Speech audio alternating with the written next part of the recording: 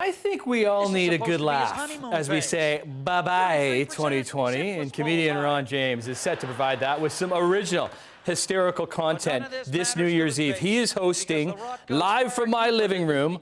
Hindsight is 2020 online, and he joins us live from his living room. Are you? Yeah, pleasure to be here. Hey, Ron James, good to have you back on the show, pal.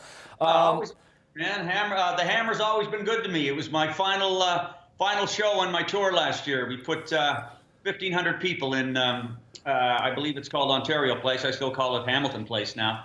But it was an amazing night. And then, the province and the world pulled up the drawbridge, and here we are.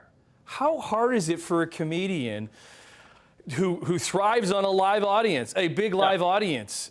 How tough a year was it for you? It's ridiculous. I mean, performers have taken a torpedo to the bow, and we're all trying to survive. That's why I have to laugh when people say this show I'm doing from my living room should be free.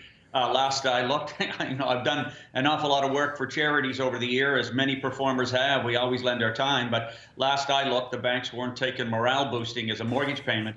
So, we're trying to survive. And I've done a few online performances, and they're strange because laughter acts as an adhesive to the art form. Otherwise, you're just a lunatic talking to themselves. And I've done these online performances, and it's almost like you're in a space capsule orbiting Jupiter, sending jokes back to your fellow Earthlings. You're in the Nebulon galaxy, but you have to trust all the years that you put on your feet in front of a live audience. And it's been, 40 in show business for me, starting in Second City, and then 25 in stand-up comedy.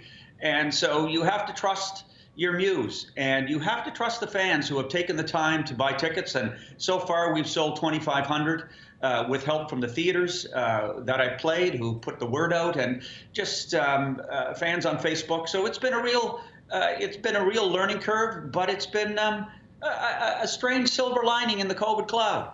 Good, because but new content too. Because you could just go back to the hits that work, but using new stuff, because a lot of the time you have to be testing that new stuff out to see what works and doesn't.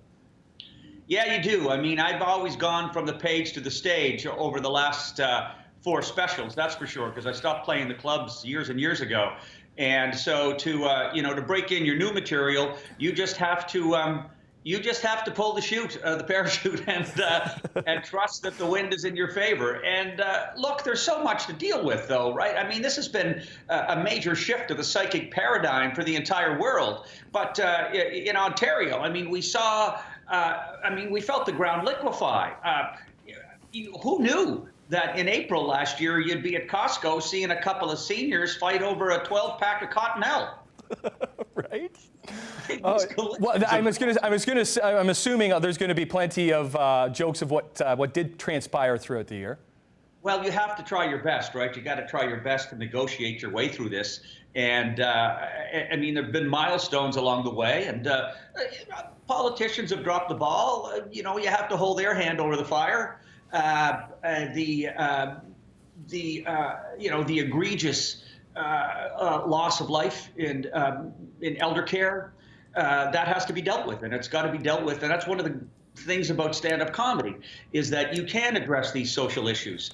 And the other thing too, I mean, I remember Easter when Justin came on TV and gave us one of his, bovine doe-eyed deliveries from the podium, telling everybody to stay home at Easter. So, Christians watched Mass on television. Jewish people watch Yom Kippur. I watch Netflix. I mean, even the Wiccans stayed out of the forest. Meanwhile, there's Justin and the family bolting for Harrington Lake, and he was silly enough to send a selfie of it. I thought to myself, boy, it's a good thing it wasn't Halloween, or we might have seen a minstrel show. So if you can hold power to account, as you always have, in a generous way, while at the same time plant a flag for the everyday person and the everyday worker and the frontline workers and those who marshaled resources in order to survive this. I mean, look, how is it? Let me ask. Okay. We're running out of time, Ron. Ron, I want to sell some tickets, okay? So all you have to do is go to your website, ronjames.ca, okay, for Live from My Living Room. Hindsight is 2020. Happy New Year, Ron. Happy New Year.